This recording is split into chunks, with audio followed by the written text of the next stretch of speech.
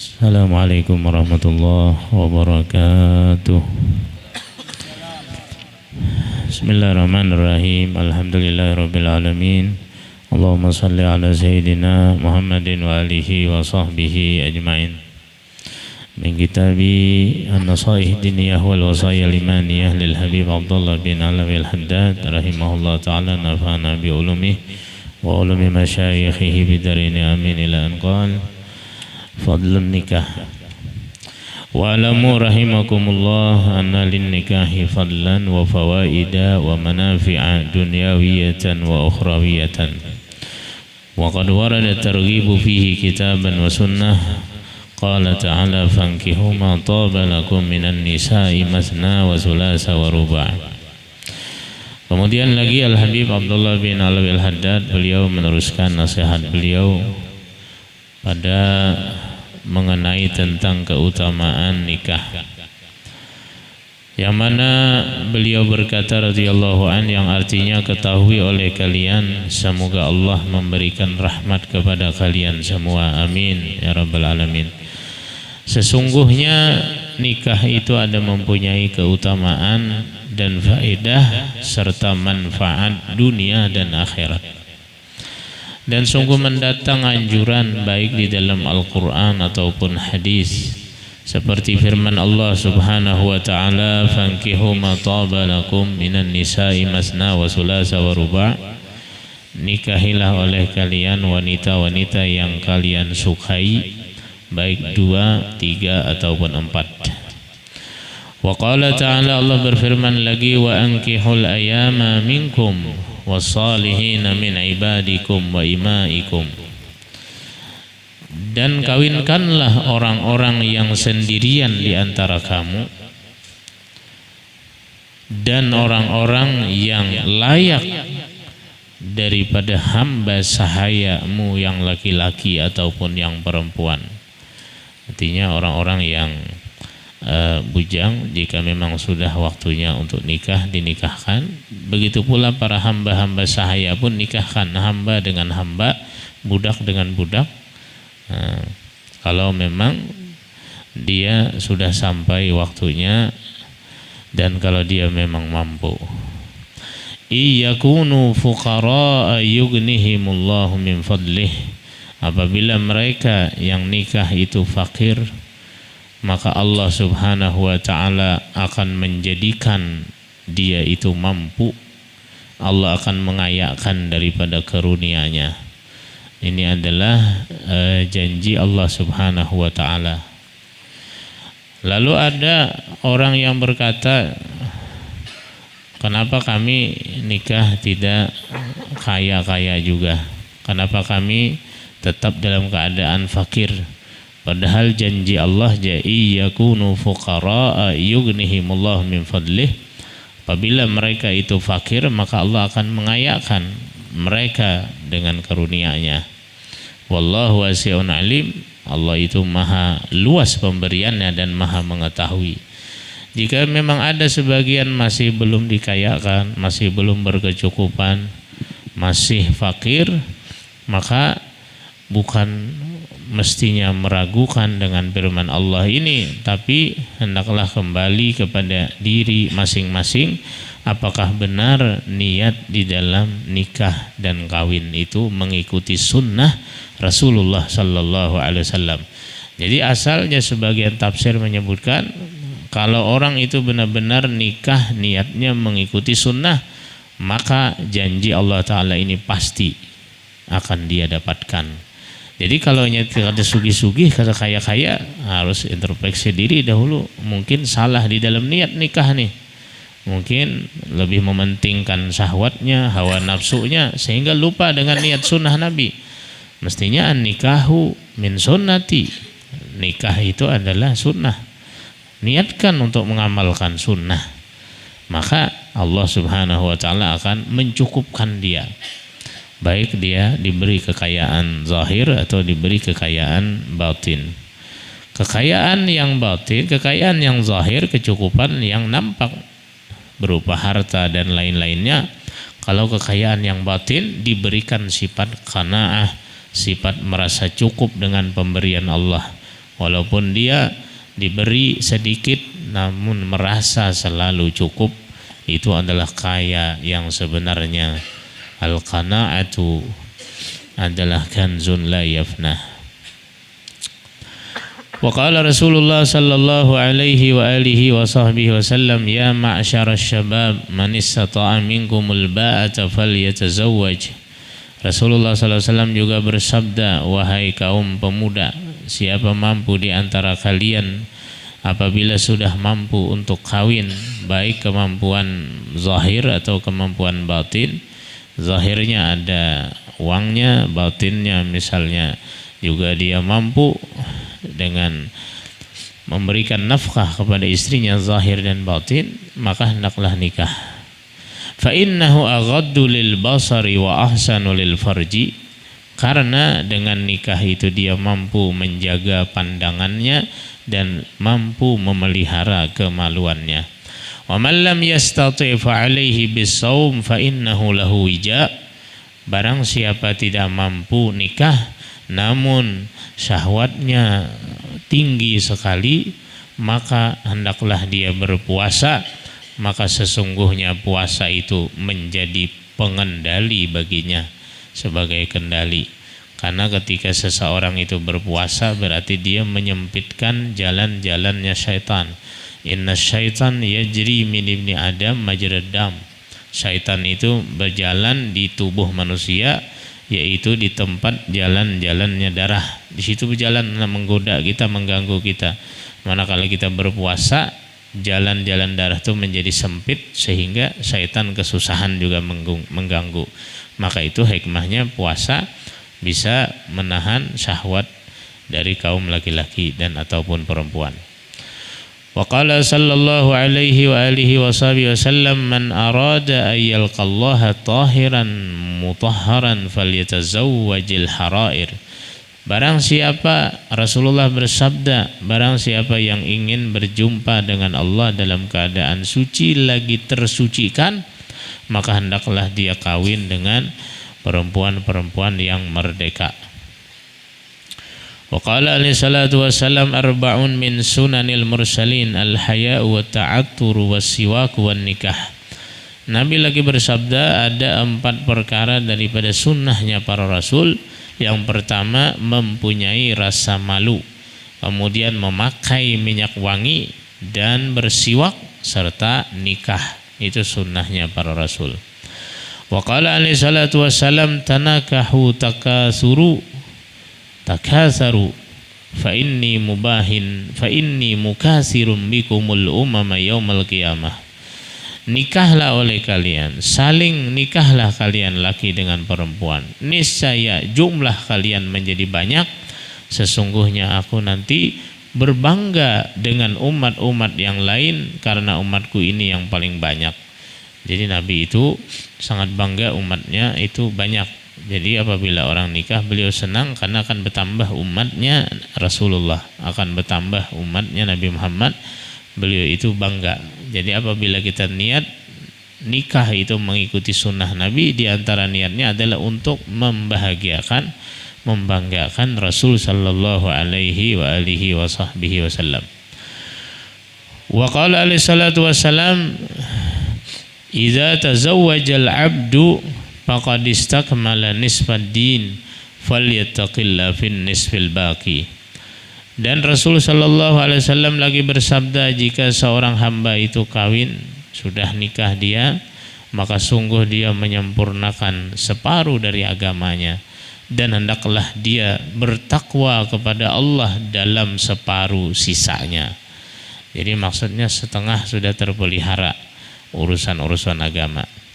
Wa qala Ibnu Abbas radhiyallahu anhuma, la yamna'u minan nikahi illa ajzun aw fujurun. Tidak ada orang yang mencegah dirinya dari nikah kecuali alasannya lemah atau dia itu berkelakuan buruk, berbuat fasik. Qultu, kata Imam Haddad, wa fin nikahi faragun lil qalbi min wasawisi syaitan fima yata'allaqu bin nisa. Jadi kawin itu adalah untuk mengosongkan hati daripada godaan syaitan yang berhubungan dengan perempuan.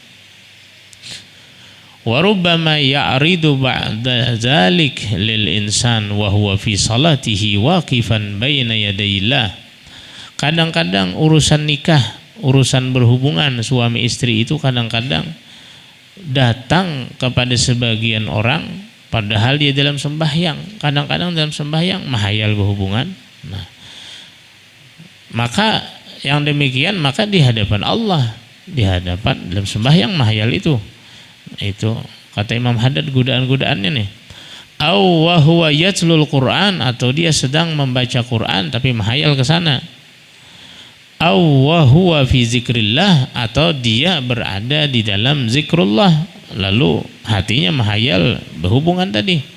Fayaqa'u fi su'il adab ma'allah, maka dia terjerumus ke dalam buruknya adab dengan Allah, terjerumus dalam kelakuan yang buruk, pribadi yang tidak beradab. Bagaimana kita di hadapan Allah mahayal itu, atau membaca Quran mahayal ke sana. Nah, wa fin nikahi, ketika seseorang itu nikah, maka ghaddun lil basar, maka nikah itu dapat menahan pandangan. Karena di rumah kita ada sudah berisi yang halal, bapak kita melihat yang haram. Lebih baik kita mendatangi yang di rumah yang halal berpahala daripada mendatangi yang haram berdosa. Wa tahsinun lil farji, dan dapat juga melindungi kemaluan dari berbuat perbuatan yang haram, daripada zina, daripada liwat, daripada istimna. Wa qad warada fi fadli zalika wa fi tahdziri min tarkih min syawahidil kitabi was sunnah ma la yakhfa ala zi ilmin wa basirah. Dan sungguh mendatang daripada Al-Quran dan Al-Hadis yang menjelaskan tentang keutamaan itu nikah dan bahaya daripada meninggalkan itu nikah, yang mana tidak tersembunyi lagi bagi orang punya ilmu dan punya mata hati. Sudah tahu ini dalil-dalilnya dari Quran, ini nas-nasnya daripada hadis, itu sudah sangat jelas dijelaskan. Ini keutamaan nikah demikian, kalau tidak nikah demikian. Qala Allah Ta'ala, Allah Subhanahu wa Ta'ala berfirman, qul lil mu'minina yaghuddu min absarihim wa yahfazu furujahum. Katakan olehmu wahai Muhammad terhadap orang mukmin, terhadap orang-orang mukmin, hendaklah mereka itu menahan pandangan mereka daripada yang haram dan memelihara kemaluan mereka. Itu lebih mensucikan bagi mereka, dan sesungguhnya Allah Maha mengetahui dengan apa yang mereka perbuat. Mereka berbuat dosa dimanapun, Allah Maha mengetahui. Maka ketika seseorang yang syahwatnya ingin menikah, ketika diluruskan maka akan berubah salatnya menjadi tenang, menjadi khusyuk, ada terpikiran lagi, karena sudah dituluskan kehendaknya. Wa qala alaihi salatu wassalam, an-nazratu sahmun masmumun min sihami iblisil marjum. Pandangan itu adalah panah beracun dari iblis yang tercela, daripada iblis yang terkutuk. Jadi pandangan itu adalah panah beracunnya. Maksudnya kalau kita ini memandang sesuatu yang diharamkan daripada berupa perempuan atau lainnya dengan syahwat, berarti kita terkena panahan iblis yang beracun, bahaya. Maka itu ketika seseorang terlihat sesuatu yang haram, cepat dia palingkan, cepat dia tutup matanya, cepat dia alihkan, jangan diteruskan ketika melihat yang haram. Wa fin nikahi minas sabri ala mu'asyaratin nisa'i bil ma'ruf wal qiyam bi huquqihinna. Dan juga nikah itu mengajarkan kita untuk sabar di dalam mendidik istri-istri kita dengan baik dan melaksanakan hak-hak mereka. Wal infaqi alaihinna wa 'alal 'iyal fadlun kabir, memberikan nafkah terhadap istri dan keluarga adalah mempunyai keutamaan yang sangat besar. Wa fihi fadlu tasabbubi fi tahsili auladin salihin ya'budunallaha ta'ala. Dan pada nikah itu lagi keutamaannya adalah menyebabkan kita bisa menghasilkan atau melahirkan anak-anak yang saleh yang menyembah Allah. Dengan sebab nikah kita bisa beranak. Wa yad'una li abaihim, bukan hanya saleh namun mereka lebih dari itu mendoakan orang tua mereka. Wa yastaghfiruna lahum fi hayatihim wa ba'da wafatihim, mereka anak-anak itu bisa memintakan ampun untuk orang tuanya di waktu hidup dan sesudah mati. Wa rubbama mata ba'duhum qabla al-bulugh, kadang-kadang sebagian mereka ada yang mati sebelum balik anak. Fayahsulu liwalidihim min thawabi dzalika al-hazzul azim, maka orang tuanya mendapatkan pahala yang sangat besar karena menjadi tabungan akhiratnya ketika ada bisi anak yang meninggal sebelum balik.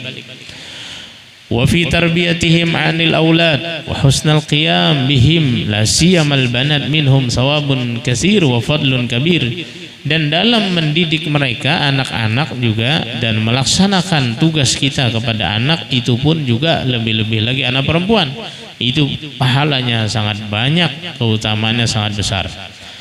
Maka qala alaihi salatu wassalam, Rasulullah bersabda, dinarun anfaqtahu fi sabilillah, ada 1 dinar engkau infakkan di jalan Allah. Wa dinarun anfaqtahu fi raqabatin, ada lagi dinar yang kau infakkan kepada budakmu. Wa dinarun tasaddaqta bihi ala miskin, ada lagi dinar yang kau sedekahkan pada orang miskin. Wa dinarun anfaqtahu ala ahlik, dan ada lagi dinar yang kau infakkan kepada keluargamu, anak istrimu. A'zamuha ajran alladzi anfaqtahu ala ahlik, yang paling besar pahalanya adalah yang kau infakkan pada keluargamu. Ini yang paling kenal, yang paling besar. Jadi kita dahulukan keluarga. Kalau ini ada lebih, hanya ada tuntutan bagi kita untuk bersedekah. Amun duit kita pas-pasan, kita pengeluaran 100.000 sehari, becari bapak kulit 100.000, kadang dituntut bersedekah. Segan mau kusi anak bini aja. Hanya nang dituntut, nang ada hak orang fakir miskin pada harta kita tuh bila kita bisi harta lebih, bila bisi harta lebih. Wa qala sallallahu alaihi wasallam, ma at'amta nafsak fahuwa laka sadaqah, wa ma at'amta waladak fahuwa laka sadaqah, wa ma at'amta zawjatak fahuwa laka sadaqah, wa ma at'amta khadimak fahuwa laka sadaqah. Rasulullah SAW lagi bersabda, makanan yang kau berikan kepada dirimu sendiri itu hukumnya sedekah. Kita memberi makan diri kita, sedekah juga hukumnya. Makanan yang kau berikan kepada anakmu, hukumnya sedekah. Makanan yang kau berikan kepada istrimu, itu pun juga sedekah. Dan makanan yang kau berikan kepada pembantumu, itu pun juga sedekah. Nah, jadi hukum sedekah bertahan. Hukum sedekah. Tanpa disadari kita telah bersedekah tiap hari, walaupun kita kada bersedekah di luar, di rumah kita bersedekah kepada orang-orang yang kita beri makani, yang kita ongkosi. Wa qala alaihi salatu wassalam, idza mata ibnu adam inqata'a amaluhu illa min thalathin. Dan Rasulullah lagi bersabda, jika anak Adam itu meninggal dunia, maka akan terputus amalnya kecuali daripada 3 perkara yang terus mengalir pahalanya. Yang pertama, sadaqatin jariyatin, sedekah yang terus mengalir pahalanya. Aw ilmin yuntafa'u bih, atau ilmu yang diambil manfaat dengannya. Aw waladin salihin yad'u lahu, atau anak yang saleh yang mendoakannya, atau anak yang saleh yang mendoakannya. Jadi sedekah jariyah yang selalu mengalir pahalanya, diantaranya sebagian ulama mengartikan adalah seperti wakaf, seperti wakaf. Maka diantara sedekah, diantara nang kekal abadi, wakaf itu adalah wakaf tanah. Nah, kalau hanya tanah itu sampai hari kiamat karena kehancuran. Kalau kita menukar tanah lalu kita wakafkan untuk masjid, untuk majelis salim, untuk pesantren. Nah, tapi kalau inya bangunan itu bisa hancur kada sampai hari kiamat. Kita mau wakaf bangunan apakah? Tapi kalau nya tanah kayak apa hancur tanah? Mau kada hari kiamat hanya hancurnya. Maka sebagian orang itu diantara tabungan akhirat yang wajib harus pernah berisi, yaitu kita harus pernah berwakaf tanah di dalam kebaikan, harus ada. Itu tabungan akhirat. Artinya jaminan kita yang sampai hari kiamat tuh mengalir pahalanya adalah tanah. Makanya kalau ada orang pembebasan tanah ya untuk majelis taklim, untuk masjid, untuk langgar, untuk kebaikan, jangan kada umpat walaupun sedikit membuat semampunya. Nah, walaupun sedikit, kalau ini macam bangunan-bangunan kena ada rehabnya 100 tahun lebih kena direhab kena. Nah, direhab. Wa qala sallallahu alaihi wa alihi wasallam ma min muslimin yamutu lahu salasatun minal walad lam yablughul hinsa illa adkhalahu Allahul jannah bi fadli rahmatihi iyyahu. Dan Rasulullah sallallahu alaihi wasallam kembali bersabda, tidak ada dari seorang muslim yang ditinggal wafat oleh 3 orang anak yang belum balik, melainkan Allah akan masukkan dia ke dalam surga dengan karunia Allah terhadap mereka. Kalau orang ditinggalkan mati 3 orang anak, lalu nang belum balik nih, dia akan masuk surga. Wa fi riwayah faqalat imra'atun wasnan faqala awisnan. Dalam riwayat ada yang bertanya, ya Rasulullah kalau 2 orang bang? Lalu Rasulullah menjawab 2 orang begitu pula. Wa ruya anhu alaihi salatu wasallam annahu qala, dan juga diriwayatkan daripada Nabi beliau bersabda, la an uqaddima siqatan ahabbu ilayya min an ukhallifa khamsina farisan yujahiduna fi sabilillah. Dalam riwayat Rasulullah bersabda, sungguh aku mendahulukan anak yang keguguran, maksudnya aku berisi anak nang keguguran, nang kada sempat lahir nih keguguran, itu lebih aku senangi daripada berisi anak 50 ikung nang berperang di jalan Allah. Aku tuh lebih senang meninggal anak sebelum balik seikung daripada bertinggal anak nang hidup 50 ikung jadi orang prajurit peperangan fisabilillah bertahan nomor tunggang kuda. Nah, itu saking besarnya karena ada jaminan, karena anak-anak sudah jamin masuk surga sudah anak-anak. Kalau kita bisa anak ganal balik belum tentunya masuk surga, karena bisa singgah di neraka atau di mana dahulu kan. Tapi kalau anak nang belum balik meninggal dunia pasti udah itu tabungan-tabungan yang pasti. Cuma sebagian a'immah menyebutkan seperti Imam Ahmad ibn Hanbal dan lain-lainnya, kalau inya anak kita nang meninggal dunia sebelum balik, kalau inya hendak leluasa memberikan syafaat lawan kita supaya leluasa, hendaklah diakikahi ya, diakikahi, amunnya belum diakikahi, akikahi anak kita nang meninggal sebelum balik tuh. Karena leluasa inya semacam ada izin khusus untuk ke sana ke mana, padang mahsyar yang bawakan banyu. Nah, leluasa amunnya kada diakikahi aja kada leluasa aja. Anak berpindah-pindah ke mana? Menurut Imam Ahmad bin Hanbal itu gunanya akikah. Wa warada annal atfal yu'tauna aniyatan fiha min syarabil jannah fayasquna aba'ahum fi mauqifil qiyamah. Dan mendatang hadis bahwa anak-anak kecil nang meninggal sebelum balik itu diberikan wadah pada hari kiamat daripada wadah nang berisi minuman surga.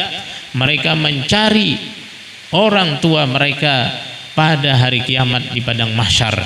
Wa binnas minal karbi wal atash ma la ya'lamuhu illallah. Sedangkan orang-orang waktu itu dalam keadaan huru-hara dan haus yang sangat luar biasa. Nah, jadi kita mencari padang mahsyar. Manakala di padang mahsyar kehausan, kalau ini kada sempat meminum telaganya Rasulullah, anak kita nang kecil itu kita mencari di mana kita berada, dibawakannya secangkir daripada minuman telaga Kausar dari surga. Nah. wa annahum yaqifuna ala abwabil jannah wa ya'bawna ay yadkhuluha hatta yadkhulaha aba'uhum, dan mereka anak-anak kecil yang meninggal sebelum balik diperintahkan masuk surga, kadana hakunnya masuk surga begana di muka pintu aja begana. Lalu ditanya kenapa kada mau masuk surga, ajar mereka kami kada mau masuk surga kecuali abah mama kami dibawa juga, namun kami hanya masuk surga kada hendak. Nah, kecuali abah mama. Kemudian fayamurullah bi idkhali abaihim ma'ahumul jannah bi rahmatih. Kemudian Allah memerintahkan mereka supaya nenek moyang, supaya abah mamanya juga masuk surga beserta anak-anak itu. Nah, itu rahmatnya luar biasa. Tapi karena memang kesedihan orang yang ditinggal akan anak luar biasa juga ujiannya kan, memang berat. Orang yang ditinggal anak tuh kada nyaman-nyaman kan, kalau mati sebelum balik anak nang sasayangannya kan, memang ujiannya berat, maka pahalanya luar biasa juga ganalnya. Artinya dengan berkat anak yang meninggal sebelum balik itu bisa menjadi pemberi syafaat kita untuk masuk surga. Nah, mudah-mudahan Allah Subhanahu wa taala masukkan kita ke dalam surga dengan syafaat-syafaat orang yang bisa memberikan syafaat, dan Allah bimbing kita pada jalan ridainya, jalan menuju surga. Allah firman kita dengan Rasul Khatimah, masuk surga tanpa dihisab, tanpa diazab ala dunia.